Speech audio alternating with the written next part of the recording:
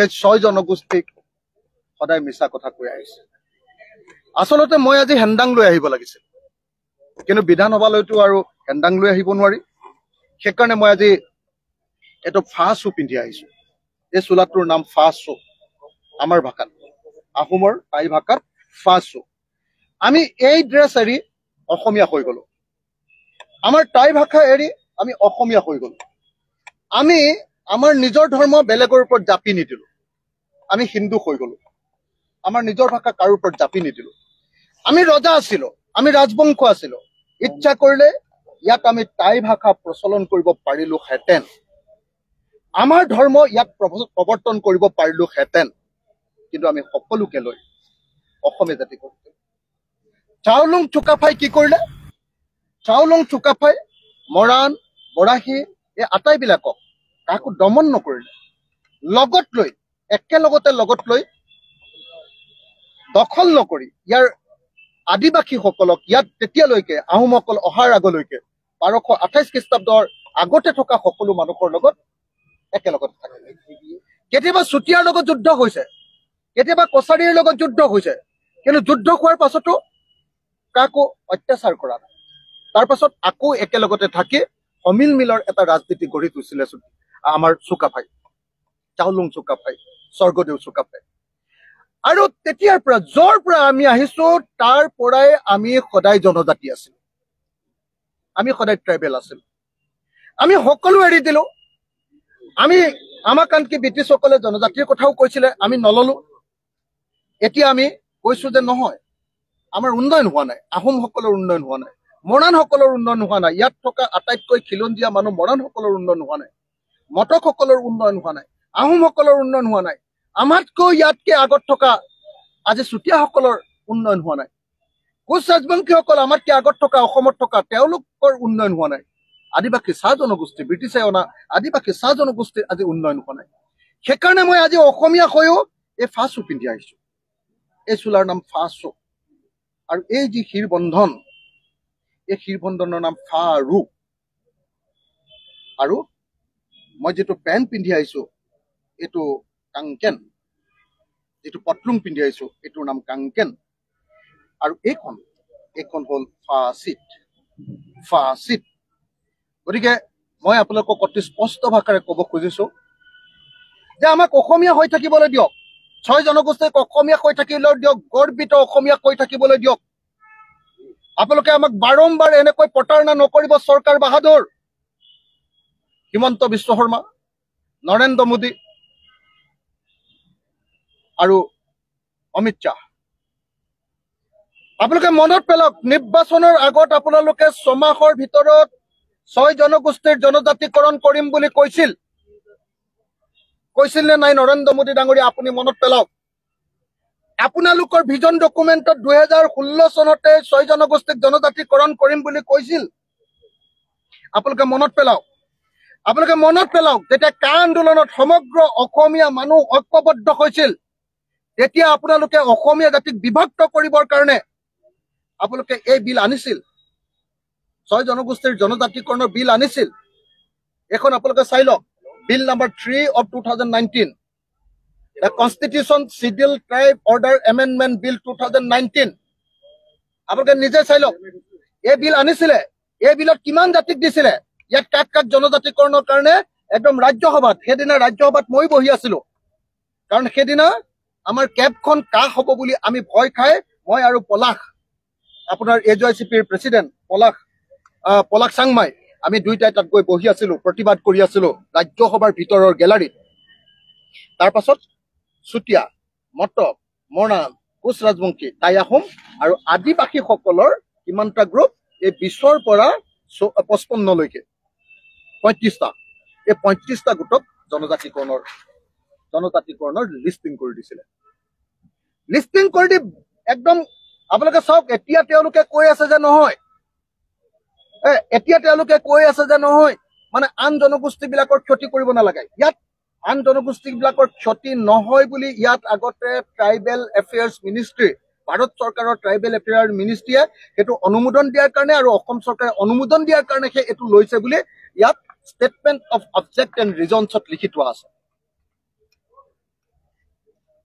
লিখি থোৱা আছে এখন বিল কিয় আনে লিখি থোৱা থাকে নহয় তাত লিখি থোৱা আছে আপোনালোকে জানি আচৰিত হ'ব আজি তেওঁলোকে কয় যে কংগ্ৰেছ চৰকাৰৰ দিনত লোৱা এটা প্ৰস্তাৱৰ কাৰণেহে বোলে হেৰি নহল কি কয় জনজাতিকৰণ কৰিব পৰা নাই মই আপোনালোকক দেখুৱাই দিওঁ কংগ্ৰেছৰ দিনত কি প্ৰস্তাৱ পঠিয়াইছিলে আৰু বিজেপিৰ দিনত কি প্ৰস্তাৱ পঠিয়ালে আপোনালোকক দেখুৱাই দিওঁ মই এইখন আপোনালোকে চাওক কংগ্ৰেছৰ দিনত শেষত একদম 2016 চনৰ 29 ফেব্ৰুৱাৰীত যিখন আপোনাৰ ৰিকমেণ্ডেশ্যন কেন্দ্ৰীয় চৰকাৰলৈ পঠিয়াইছিলে সুধিছিলে Satyendra Garg joint secretary to the government of India ministry of home affairs ministry of home এফেয়াৰ্ছৰ পৰা সুধিছিলে অসম চৰকাৰক যে 6 জনগোষ্ঠীক জনজাতিকৰণ কৰিব পাৰি নে নোৱাৰি কি বুলি লিখি দিছিলে চাওক আপোনালোকে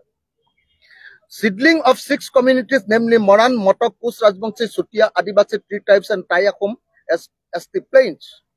With reference to your letter cited above, I am directed to inform you, Sarkare muk kobole dise, that the government of Assam has no objection to proposal of government of India as stated in the letter under reference. Government of India যে 6 জনগোষ্ঠীক জনজাতিকৰণ কৰিবলৈ লৈছে সেই প্ৰস্তাৱটোত ৰাজ্য চৰকাৰৰ কোনো ধৰণৰ অসম চৰকাৰৰ কোনো ধৰণৰ আপত্তি নাই কংগ্ৰেছে লিখি দিছে কংগ্ৰেছ চৰকাৰে এটো তাৰিখটো চাই লওক 29 ফেব্ৰুৱাৰী 2016ত অসমৰ মুখ্যমন্ত্ৰী কোন আছিল আপোনালোকে নিজে বিচাৰি লিয়ক তাৰ পাছত নতুন মুখ্যমন্ত্ৰী আহিলে এবাৰ বিজেপিয়ে কি লিখিলে আপোনালোকে নিজে চাই লওক Department of Government of Assam, Department of Welfare, Plains, Tribes and Backward Classes. Dated Dispur 13 June 2016. May mahot 17 তাৰিখৰ দিনা সৰ্বানন্দ সোণোৱালে চৰকাৰ গঠন কৰিলে জুন মাহৰ 13 তাৰিখে এবাৰ কি বুলি চিঠি দিলে চাব দেই Rajiv Kumar Das IAS Additional Chief Secretary to the Government of Assam WPT and BC Department কি বুলি লিখিলে Subject Granting of ST Plain Status to Kus Rajbangshi, Moran, Motok, Tayakum, Sutia and Adivasi Tea Garden and XT Garden Community of Assam. Yat ki likhile apnalok koisu dei moi eta bakyo path kori dile apnaloke gom pabo moi underline kori loi aisu in this connection government of Assam would like to reiterate its no objection to the proposal of Ministry of Home Affairs Government of India to the creation of a separate category of scheduled tribes plains for these communities proportionate to their numbers by reducing transferring reservation of these communities from OBC category. ইয়াৰ আগতে প্লেইনলি কলে যে জনজাতিকৰণ কৰি দিয়ক কংগ্ৰেছ চৰকাৰৰ দিনত যেটো প্ৰস্তাৱ কেন্দ্ৰীয় চৰকাৰে দিছিলে এবাৰ বিজেপি আহি 13 জুন তাৰিখৰ দিনা কি বুলি কলে এবাৰ বিজেপি আহি 13 জুন তাৰিখৰ দিনা কলে যে নহয় এওঁলোকৰ কাৰণে ওবিসিৰ পৰা সিট কাটা সংৰক্ষণ ওবিসিৰ পৰা কাটি আনা আমুক কৰা তামুক কৰা আৰু তাৰ পিছত কি কৰিলে ইয়াত থকা জনজাতি বিলাকক তেওঁলোকে লগাই কি কৰিলে যে 6 জনগোষ্ঠীৰ জনজাতিকৰণ হ'ব নালাগে বুলি এটা আন্দোলন আৰম্ভ কৰাইছিল এটো কোনে কৰালে হিমন্ত বিশ্ব শৰ্মা আৰু সৰ্বানন্দ সোণোৱালে এটো কোনে কৰালে অমিত শাহ আৰু নৰেন্দ্ৰ মোদীয়ে সেই সময়ত যি সময়ত বিধেয়ক উত্থাপন হৈছিল সেইদিনাটো কোনো জনজাতিৰ ৰাইজে কোনো জনজাতি সংগঠনেটো কতো প্ৰতিবাদ কৰা নাছিলে যে 6 জনগোষ্ঠীৰ জনজাতিকৰণ কৰিব নালাগে বিধানসভাত ৰাজ্যসভাত সেইদিনা মই আছিলো আজিও ৰাজ্যসভাত এই বিলখন একেখন বিল মই যিখন বিল লেখুৱালো এই বিলখন এতিয়াও ৰাজ্যসভাত পৰি আছে এখন ডেড হোৱা নাই এখন এতিয়াও উঠি যোৱা নাই সিম্পল কাম ৰাজ্যসভাত এই বিলখন পাছ কৰি দিব লাগে সিম্পল কাম ৰাজ্যসভাত এই বিলখন পাছ কৰি দিব লাগে এটা কি কৰিছে এতিয়া কৈছে যে আপোনালোকে নিশ্চয় গম পাইছে কালি মই কিমান আপোনালোকে চাইছে নহয় 25 তাৰিখে তেওঁলোকে প্ৰতিবেদনখন দিম বুলি ক'লে প্ৰথম দিনা নিদিলে কেলে এই বিষয়টোক লৈ আলোচনা হ'ব অখিল গগৈ ধৰিব গুমৰ ফাক কৰি দিম মই জানে যে বেলেগ কোনেও নধৰিলে অখিল গগৈটো পঢ়া শুনা কৰি আকি ধৰিব কি বস্তু কৰিবলৈ লৈছে তাৰ পাছত 27 তাৰিখে দিম বুলি ক'লে নিদিলে কেলে জানে যে তাত অখিল গগৈ বহি আছে তাৰ পাছত 27 তাৰিখে নিদিলে কালি 28 তাৰিখ কালি আমাৰ পিনৰ পৰা আমি এই বিষয়টো আনিলো বিধানসভাত দিগন্ত আমাৰ কি কয় দিগন্ত বৰ্মন আনিলো আৰু মই তাত সাপোৰ্ট দিলো যে মই তাত ডিসকাশন কৰিম দিগন্ত বৰ্মনে প্ৰস্তাৱটো উত্থাপন কৰিব বিধানসভাৰ অধ্যক্ষক মই কাগজ দিলো যে 6 জনগোষ্ঠী জনজাতিকৰণৰ বিধেয়কখনৰ কি কয় এই প্ৰস্তাৱটোৰ ওপৰত জনজাতিকৰণ হ'ব নে নহ'ব এইটোৰ ওপৰত আমাৰ আলোচনা হ'ব লাগে। মানে লিষ্ট অফ বিজনেছত আহি গ'ল। আপোনালোকে দেখিছে কালি লিষ্ট অফ বিজনেছখন আপোনালোকে চাই ল'ব পাৰে, মোৰ লগতো আছে, আপোনালোকৰ লগতো আছে, চাই লওক। কালি আহি গ'ল। আহি যোৱাৰ পাছত কি কৰিলে, যিহেতু মই ডিছকাশ্যনত বহিম, লগে লগে হিমন্ত বিশ্ব শৰ্মা আৰু পীযুষ হাজৰিকাই কথা পাতি কি কৰিলে, এবাৰ অধ্যক্ষক কৈ সেই বিষয়কেইটা অহাবাৰ হেৰিয়াতহে উঠিব বুলি এনে তাত উঠাবলৈ দিলে। কালি দেখিছে আপোনালোকে আমাৰ দিগন্ত হেৰিয়ে উঠালে, কি কয় আপোনাৰ দিগন্ত বৰ্মনে উঠালে, কিন্তু উঠালে যদিও কালি ডিছকাশ্যন কৰিবলৈ। আৰে যদি তোমালোকে খুব ভাল প্ৰস্তাৱ লৈছা, কিয় তোমালোকে ইমান ভয় খাই আছা? 25 তাৰিখে প্ৰস্তাৱটো কিয় জমা নিদিলা? 27 তাৰিখে প্ৰস্তাৱটো কিয় জমা নিদিলা? 28 তাৰিখে ডিছকাশ্যনটো কিয় কৰিবলৈ নিদিলা? আৰু আজি মই আপোনালোকক সকলোকে কৈছিলো নে নাই, আগৰবাৰ মই বাইক দিওঁতে কৈ গৈছিলো নাই যে চাব 29 তাৰিখৰ দিনা লাষ্ট আইটেম হ'ব এই 6 জনগোষ্ঠীৰ জনজাতিকৰণৰ প্ৰস্তাৱটো। আজি সঁচাকে চাওক, লাষ্ট আইটেমটো হ'ল 6 জনগোষ্ঠীৰ জনজাতিকৰণৰ প্ৰস্তাৱটো উত্থাপন কৰিব আৰু বিধানসভা ভাঙি দিব। তাত ডিছকাশ্যন যাতে কৰিব নোৱাৰে, যাতে আচল কথাবিলাক আমি গুমৰ ভাগ কৰি দিব নোৱাৰো। এতিয়া মইতো আজি আচলতে এটা জাপি পিন্ধি আহিম বুলি ভাবিছো। জাপি মানে অসমীয়া মানুহক টুপি নহয়, জাপি পিন্ধিছো, জাপি। কিন্তু যিহেতু মোৰ এইটো পৰম্পৰাগত, গতিকে ইয়াৰ ওপৰত এটা জাপি পিন্ধি দিলে বেয়া দেখিবৰ কাৰণেহে বা সেইটো উচিত নহয় কাৰণেহে মই নিপিন্ধিম। বিজেপি হিমন্ত বিশ্ব শৰ্মা চৰকাৰখনে 6 জনগোষ্ঠীক জাপি পিন্ধাই দিছে, টুপি নহয়। হিমন্ত কি কয়, আমাৰ জুবিন দাই যে কৈছিলে জাপি পিন্ধাইছে বিজেপিয়ে বোলে, জাপি পিন্ধাই দিছে, ডাঙৰ জাপি এটা। তেওঁলোকে 6 জনগোষ্ঠীক জনজাতিকৰণ নিদিয়ে। 6 জনগোষ্ঠীৰ জনজাতিকৰণৰ নামত পৃথিৱীৰ ক'তো নথকা এখন সংবিধান চাওকচোন, এখন সংবিধানৰ আপোনালোকে চাওক 242 অনুচ্ছেদত জনজাতিকৰণৰ লিষ্টখন আছে। তাৰ কাৰণে এখন জনজাতিকৰণৰ লিষ্টখন সংবিধানত দি কি কয় হেৰিটো দি তাৰপিছত এটা অৰ্ডাৰ উলিয়াই দিছে, 1950 চনৰ order, constitution schedule tribes order 1950 amendment up to 2024। এই অৰ্ডাৰত চাওক আপুনি, দ্য শিডিউল কোন কোন জাতিক শিডিউল কৰিছে। পাৰ্ট 1ত অন্ধ্ৰপ্ৰদেশ আছে, পাৰ্ট 2ত অসম। আপোনালোকে চাওক, পাৰ্ট 2টো চাই দিলে হৈ গ'ল। পাৰ্ট 2 এইটো পাৰ্ট 2 চাওক, আছাম, পাৰ্ট 2 আছাম। পাৰ্ট 2 আছামত আছে in the autonomous districts of Karbi Anglong and north Cachar hills. তাৰমানে পাহাৰীয়া জনজাতি বিলাকৰ কাৰণে এটা ছেকশ্যন আছে, আৰু তাৰ পাছত পাহাৰীয়া জনগোষ্ঠী শেষ হোৱাৰ পাছত কি আহিলে, আমাৰ বাকী বিলাকৰ কাৰণে আন এটা ছেকশ্যন আছে। তাৰমানে ভাৰতৰ সংবিধানত অকল দুটাই জনজাতি আছে, এটা ST হিলছ আৰু ST প্লেইনছ। এতিয়া হিমন্ত বিশ্ব শৰ্মাৰ উৰ্বৰ মগজুত গৰুৰ গোবৰ খায়, এই হিন্দুত্ববাদীহঁতে গৰুৰ মুঠ খায়, গোবৰ খায়। সিহঁতে কি কৰিছে, নতুন এটা ভাৰতৰ সংবিধানত থকা নতুন এটা বিভাগ উলিয়াইছে। কি নাম? ST valley, ST V. ঐ ভাই, সংবিধানত নথকা বস্তুটো ক'ৰ পৰা পাব? সংবিধানত নায়ে এই মালটো, বস্তুটোৱে নাই সংবিধানত, কেটেগৰীটোৱে নাই, সেইটো জনজাতিটো নায়ে সংবিধানত। এইটো কৰি কি কৰিছে, এতিয়া আন্দোলনৰত সংগঠন বিলাকক মেনেজ কৰিবৰ কাৰণে লাগি গৈছে যে হ'ব আৰু ইলেকশ্যনলৈকে তহঁতি আন্দোলন নকৰিবি আৰু যেনে তেনে বচাই দে ভাইহঁত, এইবিলাক লাগি আছে। সেইকাৰণে মই আজি উপায় নাই, মই আজি আচলতে হেণ্ডাং লৈ আহিলোহেঁতেন, যিমান খং উঠিছে মই হেণ্ডাং লৈ আহিলোহেঁতেন, কিন্তু বিধানসভালৈ হেণ্ডাং লৈ আহিব নোৱাৰি। আৰু মই আজি জাপি দেখুৱাই দিলোহেঁতেন, মানুহক আজি জাপি দেখুৱাই দিলোহেঁতেন, হিমন্ত বিশ্ব শৰ্মা আৰু নৰেন্দ্ৰ মোদীৰ জাপিটো অসমীয়া জাতিক কেনেকে ঠগিছে, 6 জনগোষ্ঠীক কেনেকে ঠগিছে। আৰু এটা কথা কবলৈ থাকি গ'ল দেই, 6 জনগোষ্ঠীৰ লগতে আৰু এটা নাম কিন্তু সংযোগ কৰিব লাগিব, চাওদাংসকল। আহোমসকলৰ ভিতৰতে চাওদাংসকল, কিন্তু চাওদাংসকল এমবুচি হোৱাৰ কাৰণে তেওঁলোকৰ বিভাজনটো ইয়াত আহোমতকে বেলেগকে ৰাখি থৈছে। যিহেতু ইয়াতে আপোনাৰ এইটো কনষ্টিটিউশ্যন শিডিউল ট্ৰাইব অৰ্ডাৰ 1950,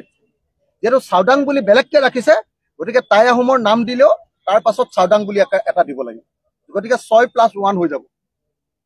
হেৰিয়াৰটোতো এনেও 35টা চাহ জনগোষ্ঠীৰ, এতিয়া শুনিছো যে চাহ জনগোষ্ঠীৰ 35টাৰ ঠাইত কমকে দিছে বুলি শুনিছো মই। তাকো আকৌ ভিটোতো 0 গোল্লাই, তাৰ পাছত কি কৰিছে সেইকাৰণে মই ভাবো যে হিমন্ত বিশ্ব শৰ্মাই আৰু এনেও মনত ৰাখিব লাগিব আমি সব মানুহে আন্দোলন নকৰিলে নাপাওঁ কেলে কোনো ব্ৰাহ্মণ্যবাদী পাৰ্টীয়ে কেতিয়াও RSS আৰু বিজেপিয়ে কেতিয়াও জনজাতিকৰণ নিদিয়ে জনজাতিৰ অধিকাৰ হৰণ কৰে কেতিয়াও নিদিয়ে এইটো মনত ৰাখিব লাগিব আৰু লগতে মই এই কথাও কৈ যাওঁ যে 6 জনগোষ্ঠীৰ জনজাতিকৰণৰ লগতে কলিতাসকলেও জনজাতিকৰণৰ কাৰণে দাবী উত্থাপন কৰি আছে মই ভাবো যে জনজাতি কলিতাসকলকো দিব লাগে মই ভাবো যে জনজাতি কলিতাসকলক নহয় লগতে মদাহী জনগোষ্ঠী বুলি আমাৰ অসমৰ যিটো জনগোষ্ঠী আছে আৰু লগতে নাথ আৰু যোগীসকল তেওঁলোকো বহুত পিছপৰা তেওঁলোককো দিব লাগে আৰু দি লৈ কি কৰিব লাগে অসমক ট্ৰাইবেল ষ্টেট কৰি দিব লাগে তেতিয়া ইমান যে এহেঁতি মিয়া চিঞৰি থাকে কোনো মিয়াৰ কাৰণে আৰু আসন নাথাকিব আৰু কেইটামান আসনে মুকলি হৈ থাকিব তেতিয়া 6 জনগোষ্ঠীক জনজাতিকৰণ আৰু কলিতাক জনজাতিকৰণ কৰি দিয়াৰ লগে লগে অসমৰ বিধানসভা লোকসভা পঞ্চায়তৰ আসনবিলাক জনজাতিৰ কাৰণে সংৰক্ষণ হৈ যাব অসমৰ খিলঞ্জীয়া মানুহৰ কাৰণে সংৰক্ষণ হৈ যাব আৰু ৰাজনৈতিক অধিকাৰ আমি সাংবিধানিকভাৱে লাভ কৰি যাম লগে লগে আমি সকলোৱে মই ভাবো যে আমি সকলোৱে এটা বস্তু দাবী কৰা উচিত যে অসমীয়া জাতিৰ ৰাজনৈতিক ন্যায় প্ৰকৃততে এটাতে আছে ভাৰতৰ অনুচ্ছেদৰ এটাতে ভাৰতৰ সংবিধানৰ এটা অনুচ্ছেদে সেইটো হ'ল 371A নাগালেণ্ডক দিয়াটো নাগালেণ্ডক মাটিৰ অধিকাৰ দি দিছে নাগালেণ্ডৰ মাটিত আপুনি মই কাষতে থাকো নাগা মানুহৰ লগত মোৰ ইমান ভাল মই গৈ তাত এক কঠা মাটিও নাগালেণ্ডত ল'ব নোৱাৰো সেইটো অধিকাৰ আমাক লাগে 2 নাগালেণ্ডত যেতিয়া তেল ওলাইছে আমাৰ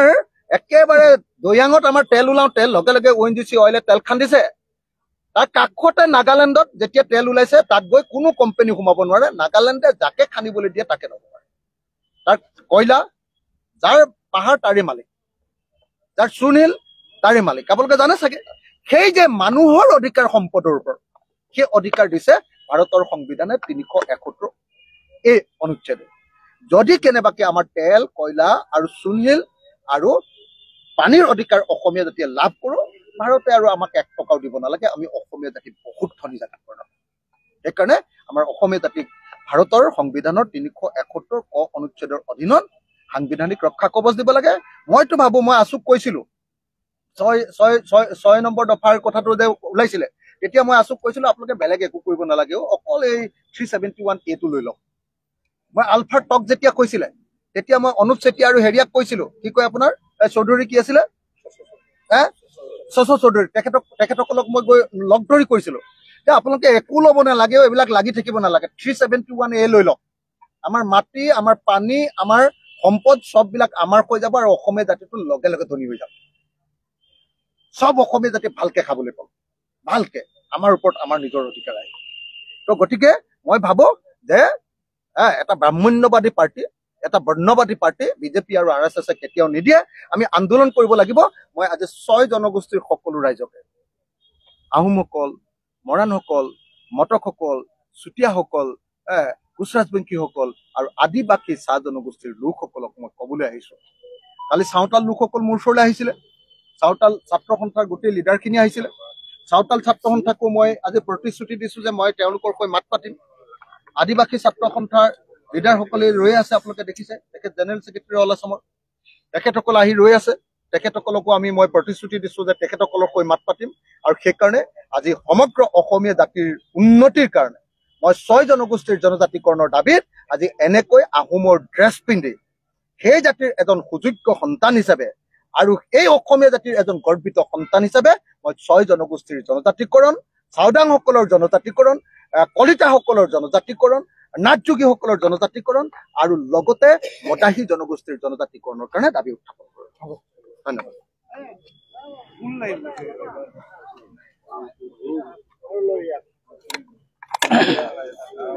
মই কেইটামান শ্লোগান দি দিম দেই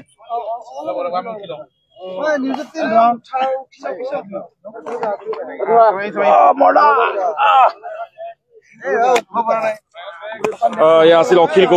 গগৈ আজি আহোমৰ পৰম্পৰাগত পোছাক পিন্ধি তেওঁ বিধানসভালৈ আহিছে আজি বিধানসভাৰ অন্তিম দিন অখিল গগৈয়ে দাবী কৰিছে যে তেওঁ প্ৰথমতেই কৈছিল যে বিধানসভাৰ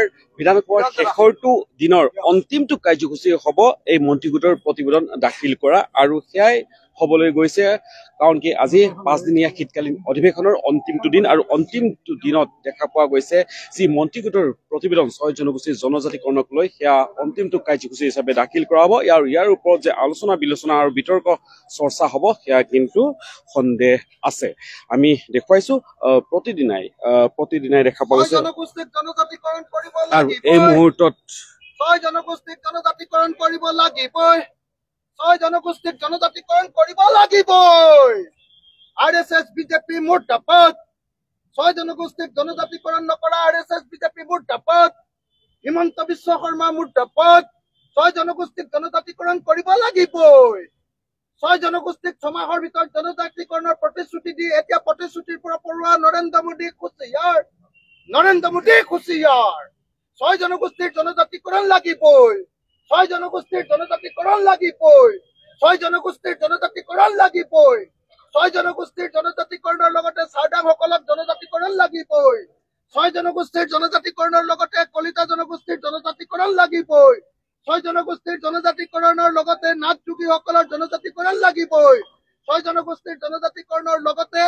মদাসী জনগোষ্ঠীৰ জনজাতিকৰণ লাগিবই ইনকাজ জিন্দাবাদ 6 জনগোষ্ঠীৰ ৰাইজ জিন্দাবাদ অসমবাসী ৰাইজ জিন্দাবাদ জনজাতিকৰণ আমাৰ অধিকাৰ লাগিবই এয়া আছিল অখিল গগৈ বিধানসভাৰ চৌহদত এয়া অখিল গগৈৰ উত্তাল প্ৰতিবাদী কণ্ঠ আৰু অখিল গগৈয়ে এইদৰে তেওঁ প্ৰতিবাদী কাৰ্যসূচী ৰূপায়ণ কৰিছে আহোম জনগোষ্ঠীৰ পৰম্পৰাগত সাজ পৰিধান কৰি আহি অখিল গগৈয়ে 6 জনগোষ্ঠীৰ জনজাতিকৰণৰ দাবী উত্থাপন কৰিছে কেৱল 6 জনগোষ্ঠী নহয় চাওদাং মদাহী জনগোষ্ঠী নাথ যোগী সকলোকো জনজাতিকৰণ কৰি দিয়াৰ দাবী অখিল গগৈ আমি পুনৰ অখিল গগৈ মন্তব্য ল'বলৈ চেষ্টা কৰিম আচলতে অসম চৰকাৰে বাৰম্বাৰ অসমৰ 6 জনগোষ্ঠীক প্ৰতাৰণা কৰি আহিছে 2016 চনতে তেওঁলোকৰ বিজেপিৰ যিখন আপোনাৰ ভিজন ডকুমেণ্ট আছিলে তাতে প্ৰতিশ্ৰুতি দিছিলে যে 6 জনগোষ্ঠী মৰাণ মহতক আহোম কোচ ৰাজবংশী চুতীয়া আৰু আদিবাসী চাহ জনগোষ্ঠীৰ লোকসকলক জনজাতিকৰণ কৰা হ'ব প্ৰধানমন্ত্ৰীয়ে নিজে কোকৰাঝাৰত আহি ক'লে যে জনজাতিকৰণ কৰিম নিৰ্বাচনৰ আগত নিজে বঙাইগাঁৱত ক'লে যে মই আপোনালোকে ইলেকশ্যনত জিকাই দিয়ক আমি 6 মাহৰ ভিতৰত আপোনালোকৰ 6 জনগোষ্ঠীৰ জনজাতিকৰণ কৰিম এটা 6 মাহ ক'ত 10 বছৰ পাৰ হৈ গুচি গ'ল 10 বছৰ পাৰ হোৱাৰ পাছতো এতিয়ালৈকে 6 জনগোষ্ঠীৰ জনজাতিকৰণ নকৰিলে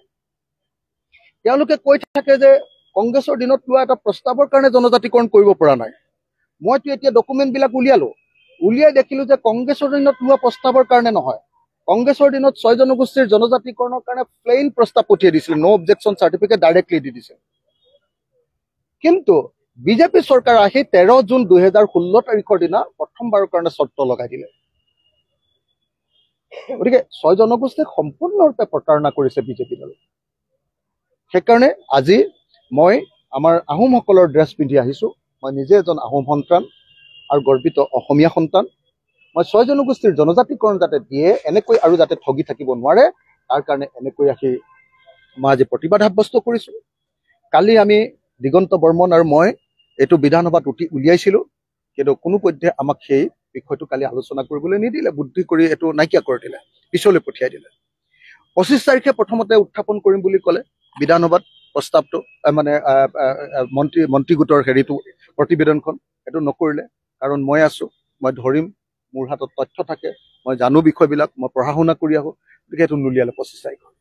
27 তাৰিখৰ দিনা আকৌ উলিয়াম বুলি ক'লে 27 তাৰিখৰ দিনাও নিলিয়ালে এতিয়া আজি শেষৰ দিনা একদম লাষ্ট আইটেম তাৰমানে সেইখন ফটককে জমা দিব আৰু বিধানসভা বন্ধ কৰি গুচি যাব তো এনেকৈ তাৰ অৰ্থটোৱে হ'ল যে আচলতে 6 জনগোষ্ঠীক জনজাতিকৰণ কৰিবৰ কাৰণে কোনো ব্যৱস্থা এই প্ৰতিবেদনত নাই নহ'লেতো জনজাতিকৰণ থকা হ'লেতো একদম ঢোল বজাই দিলেহেঁতেন নহয় জানো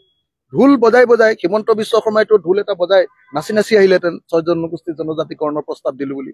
আৰু এতিয়া প্ৰস্তাৱ লোৱাৰ কোনো দৰকাৰেই নাই আপোনালোকক মই ক'লোৱে দেখুৱালো নহয় আজি যে 2019 চনতে 6 জনগোষ্ঠীৰ জনজাতিকৰণৰ কাৰণে বিধেয়ক উত্থাপন হৈ গ'ল ৰাজ্যসভাত এতিয়াও ৰাজ্যসভাত সেইখন লিভিং হৈ আছে জীৱিত হৈ আছে সেই বিধেয়কখন পাছ কৰি দিলে 1 ছেকেণ্ডত 6 জনগোষ্ঠীৰ জনজাতিকৰণ ভি বুলি যোনটো অপশ্যন ৰাখিছে আজি এতিয়া নতুন প্ৰস্তাৱ দিছে যে জনজাতিকৰণৰ কাৰণে নতুন এটা বস্তু নতুন এটা কেটেগৰী উলিয়াম ST V মানে ST ভেলী আৰে ভাই ভাৰতৰ সংবিধানত আছে ST হিলছ H আৰু ST প্লেইনছ তাতকে আৰু ভি নাই যিটো বস্তু সংবিধানত আমাৰ মূল আইনখনতে আমাৰ ভাৰতবৰ্ষৰ মাদাৰ এক্টখনত নাই সেই বস্তুটো আপুনি ক'ৰ পৰা উলিয়াই দিব নাই সংবিধানত সেইটো দি ইলেকশ্যনটো যেনেকে পাৰ কৰাবৰ কাৰণে বুদ্ধি কৰিছে আৰু সংগঠনবিলাকৰ লগত বুজাবুজি কৰি ইলেকশ্যনলৈকে হাল্লা নকৰিবি দেই বুলি ক'ব খুজিছে তাৰ বাহিৰে একো নহয় ভাবো যে ইলেকশ্যনৰ আগতে আমি 6 জনগোষ্ঠীৰ জনজাতিকৰণ পাবই লাগিব ইলেকশ্যনত কোন যিকো কোন আৰু বাদ দিয়ক দৰকাৰ হ'লে ইলেকশ্যন নেখেলো কিন্তু 6 জনগোষ্ঠীৰ জনজাতিকৰণৰ কাৰণে আমি প্ৰতিবাদো আৰম্ভ হৈছে কৰিব নালাগে বিজেপিয়ে হিমন্ত বিশ্ব শৰ্মাৰ কথা নাজানো এবাৰ হিন্দু মুছলমান এটা ট্ৰাইবেল নন ট্ৰাইবেল 6 জনগোষ্ঠী আৰু ট্ৰাইবেলৰ মাজত কাজিয়া লগাটো তেওঁ বুদ্ধি চবেই জানে যে এই গোটেই কাৰবাৰটো হিমন্ত বিশ্বই কৰি আছে জনজাতিকৰণ নিদিয়ে RSS বিজেপিয়ে জনজাতিকৰণ নিদিয়ে জনজাতিৰ প্ৰতি মানুহৰ খুব বেয়া ভাৱ নহয় তেওঁ RSS বিজেপিয়ে জনজাতিৰ কোটাটোকে নাইকিয়া কৰি দিব খোজে কথাবিলাকৰ মিচিং বড়ো কাৰ্বি সকলোবিলাকৰ নাইকিয়া কৰি দিব তাৰপিছত জনজাতিকৰণ দিব জানো আমাৰ মানুহবিলাকে জনজাতিকৰণ দিব সেইকাৰণে মই কথাটো বুজিলো ইয়াৰ পাছতো যদি আন্দোলন নকৰে আৰু তেতিয়াহ'লে চৰকাৰ থাকিব সামান্যবাদী চৰকাৰ RSS এইটো অকল ব্ৰাহ্মণ্যবাদী চৰকাৰ ইহঁতি জনজাতিকৰণ নিদিয়ে নহয় আদিবাসী কাঢ়ি লৈছে আইন বনাই যেনেকে আমাৰ 6 শিডিউল আছে আদিবাসীবিলাকৰ মাটিত যাতে বাহিৰৰ কোম্পানী হ'ব পাৰে আইন বনাই দিছে বিজেপি হোৱাৰ লগে লগে ঝাৰখণ্ডত গতিকে ই এটা বেলেগ পাৰ্টি একদম বেয়া পাৰ্টি মানুহবিলাকে দিব নিদিয়ে সৰু সুৰা আছিল অখিল গগৈ আমি বিধানসভা চৌহদত দেখুৱাইছো অখিল গগৈয়ে সাব্যস্ত কৰিছে 6 জনগোষ্ঠী জনজাতিকৰণ বিষয়ত অখিল গগৈয়ে প্ৰতিবাদ সাব্যস্ত কৰিছে আহোমৰ পৰম্পৰাগত সাজ পোছাক পৰিধান কৰি আজি অখিল গগৈ বিধানলৈ আহিছে আৰু তেওঁ এতিয়া বিধানসভা চৌহদত তেওঁ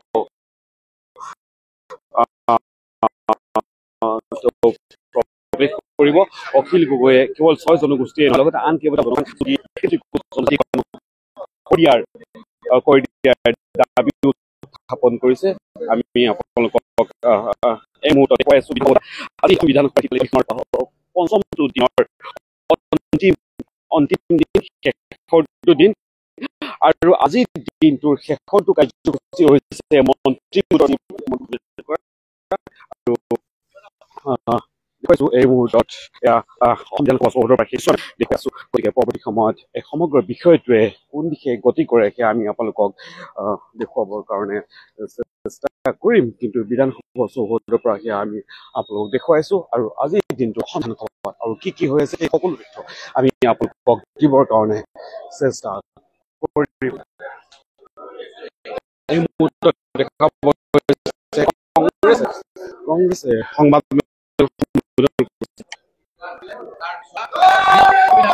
ব্যৱস্থা হ'ল এই যিজন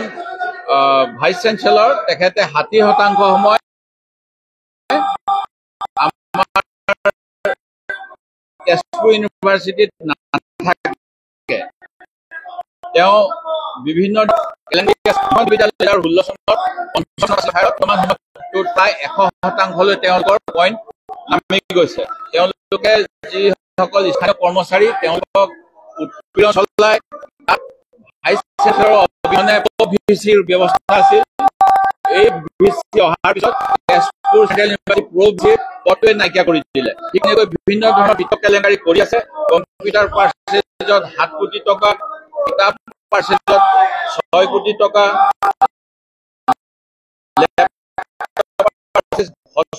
হোষ্টেল ফাৰ্নিচাৰ আৰু বিভিন্ন ধৰণৰ দুৰ্নীতি কৰি আছে ফাৰ্নিচাৰ এখন প্লাষ্টিকৰ চকী 5,000 টকাত এখন সাধাৰণ টেবুল 12,000 টকাত এখন সাধাৰণ বিছনা 18,000 টকাত তেওঁলোকে কিনিছে অসম চৰকাৰৰ গভৰ্ণৰে এটা তদন্ত দিছিল সেই তদন্তৰ কোনো ফলাফল নাই। কেন্দ্ৰীয় মানৱ সম্পদ মন্ত্ৰণালয়ৰ পৰা তদন্ত হৈছিল, তাৰ কোনো ফলাফল নাই। আজি ছাত্ৰ ছাত্ৰীসকলৰ অনিশ্চিত 2 মাহতকৈ অধিক দিন তাত কাম কাজ হোৱা নাই। আমি চৰকাৰৰ দৃষ্টি আকৰ্ষণ কৰিছিলো, কিন্তু এইটো কেন্দ্ৰীয় আওতাৰ বিষয় বুলি কৈ অসমৰ ছাত্ৰ ছাত্ৰীৰ ভৱিষ্যত জহন্নামে যাওক এই চিন্তা কৰি আজি বিধানসভাত আমাক এই বিষয়ত আলোচনা কৰাৰ ব্যৱস্থা দিয়া নহ'ল। অনুৰূপ ধৰণেৰে যি দুৰ্নীতি চলি থাকে, আমি প্ৰথম বিধানসভাত কৈছিলো যে কিষাণ প্ৰধানমন্ত্ৰী কিষাণ সন্মান যোজনা নামত অসমত বৃহৎ কেলেংকাৰী হৈছে। সেই সময়ত ডিনাই কৰিলে। এতিয়া চৰকাৰে স্বীকাৰ কৰিছে 500 কোটিতকৈ অধিক টকা ভুৱা কৃষকে লৈ আছে, যি সময়ত অসমৰ মাত্ৰ 27 লাখৰ ভিতৰত 3 বা 4 লাখৰ কিষাণ ক্ৰেডিট কাৰ্ড আছে আৰু বীজ নিগমৰ আণ্ডাৰত বৃহৎ কেলেংকাৰী হৈ আছে। এই বিষয়টো আমাক আলোচনা কৰিবলৈ নিদিলে, আমি সেই গতিকে সাময়িকভাৱে সদন ত্যাগ কৰিছো। আৰু এটা কথা, যিটো 6 জনগোষ্ঠীৰ কথা কৈ থকা হৈছে, 1996তে কেন্দ্ৰীয় লোকসভাত প্ৰস্তাৱ গৃহীত কৰি অসমত যে 6 জনগোষ্ঠীক প্ৰয়োজন সাপেক্ষে সকলো ধৰণৰ বিষয় চালি জাৰি কেন্দ্ৰীয় চৰকাৰৰ ফালৰ পৰা 6 জনগোষ্ঠীক জনজাতি প্ৰদান কৰিবলৈ তাতে বিল উত্থাপন কৰা হ'ল। সেই বিল আজিও বিবেচনা নহ'ল। যোৱা 10 বছৰে 6 মাহৰ ভিতৰত অসমৰ 6 জনগোষ্ঠীক জনজাতিকৰণ কৰিম বুলি কৈ বিজেপি চৰকাৰে আভুৱা ভৰি আছে। আজি অন্তিম দিনা আমি যাতে কোনো আলোচনা কৰিব নোৱাৰো, তাৰ বাবে অন্তিম মানে যিটো এজেণ্ডাত আনিছে আৰু ইয়াৰ যোগেৰে কোনো কাম নহ'ব। আমাৰ 98, 99 চনতে আমি প্ৰাইভেট মেম্বাৰ বিল কংগ্ৰেছ দলৰ ফালৰ পৰা উত্থাপন কৰিছিলো। 2014 চনত সৰ্বদলীয় প্ৰতিনিধি দল দিল্লীলৈ গৈ সকলোকে সাক্ষাৎ কৰি কেনেকৈ দিব পাৰি সেই কমিটি ৰিপৰ্টৰ ভিতৰত কৈছিলে। এইবিলাকৰ পিছতো অসমৰ হুহুকা পিছলা কৰি থাকিলে অসম চৰকাৰে। এতিয়া ৰাইজৰ উত্তেজনা দেখি তেওঁলোকে এতিয়া এখন এই কেবিনেট মিনিষ্টাৰৰ ৰিপৰ্টটো দিছে। আমি ভাবো অহা ডিচেম্বৰৰ 2 তাৰিখৰ পৰা 19 তাৰিখৰ ভিতৰত যি লোকসভা ৰাজ্যসভাৰ অধিৱেশন হ'ব, সেইখিনি সময়তে অসমৰ জনজাতিকৰণ ঘোষণা কৰি বিল আইনত পৰিণত কৰি অসমৰ জনগণৰ প্ৰতি যি অন্যায়, সেই অন্যায়ৰ পৰা মুক্তি দিব লাগে। এনেকুৱা কোনো তথ্য নাই। এইটো ভুল তথ্য। মই আপোনালোকক ইতিমধ্যে LOP গ্ৰুপত গোটেইখিনি শ্বেয়াৰ কৰিছো। তাত মাত্ৰ ডক্টৰ জয়ন্ত ৰংপুৱে আৰু এজন সাংসদে ডিচেণ্ট দিছিলে। বাকী পৱন সিং ঘাটোৱাৰ, প্ৰবীণ শৰ্মা, অৰুণ শৰ্মা আৰু সকলো অসমৰ যিমান জনপ্ৰতিনিধি যিসকলক দিয়া হৈছিল, তেখেতসকল সকলোৱে সহমতি জনাইছে।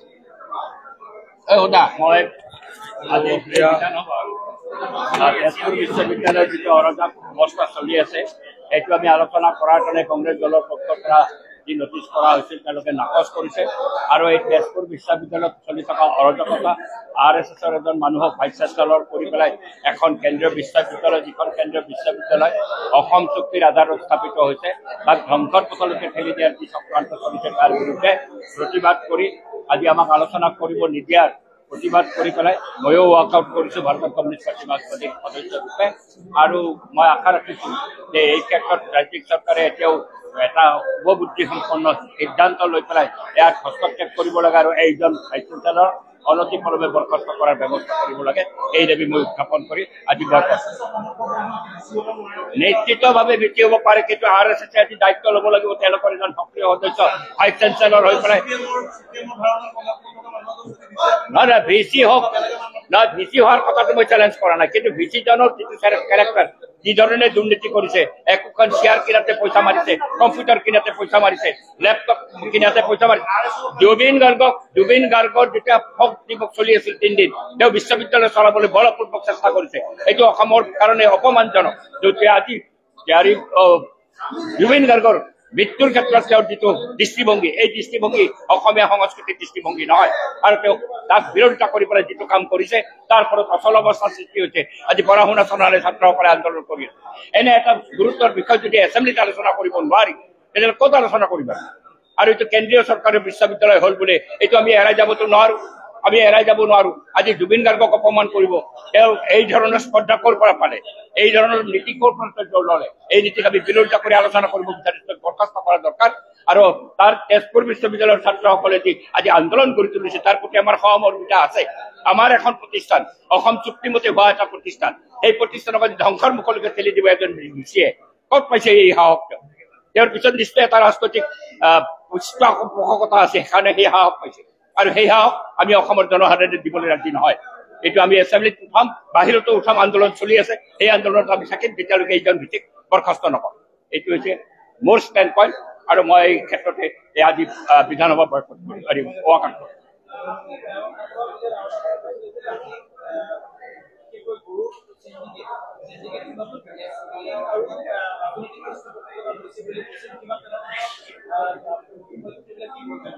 নাই সেইটো একটা মই পূৰ্বতে এই বিধানসভাতে উত্থাপন কৰিছো যদি এছপি সক্ৰিয় থাকে থানাৰ ৰচিবিলাক সক্ৰিয় থাকে ৰাজনৈতিক পৃষ্ঠপোষক নাথাকে দিনৰ পিছত দিন তাকে গৰু কেনেকৈ হৰা কৰা নেশ্যনেল হাইৱে আহে এই নেশ্যনেল হাইৱেত তেওঁলোকৰ কি তদাৰকি আছে কি নিৰীক্ষণ আছে সেই নিৰীক্ষণ তেওঁলোকৰ নাই আৰু এই ক্ষেত্ৰত প্ৰতিস্থাপিত হৈছে ৪,০০০তকৈ বেছি মানুহ এৰেষ্ট কৰিছে তেওঁলোকৰ জবানবন্দী ৰাজহুৱা কৰক কোনে ৰাজনৈতিক পৃষ্ঠপোষকতাত এই গৰু চালানৰ ভাগ পায় টকা পায় এইটো মুকলি কৰক কিয় লৈ নকৰে মই পূৰ্বৰ বিধানসভাতো কৈছিলো যে আজি এই এছপি অচি বিলাক যদি যুক্ত নাথাকে তেতিয়াহ'লে কেনেকৈ হৰা কৰা তাত যদি ৰাজনৈতিক পৃষ্ঠপোষকতা নাথাকে ৪,০০০তকৈ বেছি এৰেষ্ট কৰিছে যিবিলাক ৰাজনৈতিক পৃষ্ঠপোষকতা থকা ব্যক্তিৰ কথা সেই সময়ত ওলাই আহিছিলে তেওঁলোকক জেৰা কৰাতে ওলাই আহিছে তেওঁলোককতো কৰায়ত্ব কৰা নাই তেওঁলোকক চিহ্নিত পৰ্যন্ত কৰা নাই এইটো বিধানসভাতে মই উত্থাপন কৰিছিলো আজিও হয়তো মই দোহাৰিছো ৰাজনৈতিক পৃষ্ঠপোষকতা আছে কিছু নেতা তাত জড়িত তেওঁলোকৰ জড়িত থকাৰ কাৰণে আজি তেওঁলোকক কৰায়ত্ব নকৰে আৰু এই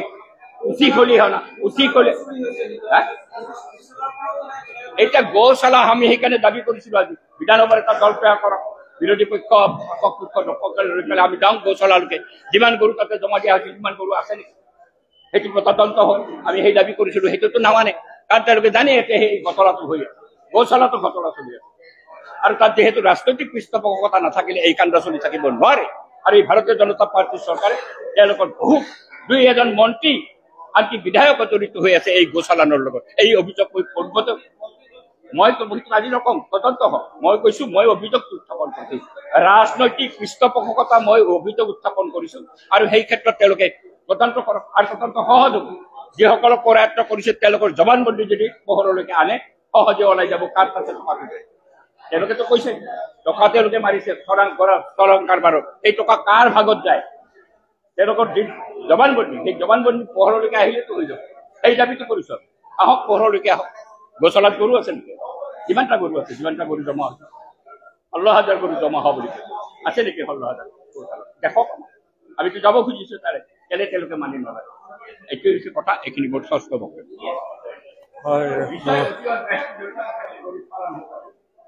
এয়া আছিল মনোৰঞ্জন তালুকদাৰ চিপিআইএমৰ বিধায়ক মনোৰঞ্জন তালুকদাৰে অতি স্পষ্টভাৱে কৈছে যে গো সুৰক্ষাৰ নামত ৰাজ্যত চলিছে গো নিধন গো সুৰক্ষাৰ নামত ৰাজ্যত চলিছে গো ধনৰ অবৈধ সৰবৰাহ গো সুৰক্ষাৰ নামত ৰাজ্যত চলিছে গৰুৰ চিণ্ডিকেট আৰু এই অভিযোগ বিধানসভাৰ ভিতৰত উত্থাপন কৰিছে চিপিআইএমৰ বিধায়ক মনোৰঞ্জন তালুকদাৰে অতি স্পষ্টভাৱে কৈছে যে ৰাজনৈতিক পৃষ্ঠপোষকতা আৰু আৰক্ষী অধীক্ষক ভাৰপ্ৰাপ্ত বিষয়া তেওঁলোকৰ পৃষ্ঠপোষকতাতে চলিছে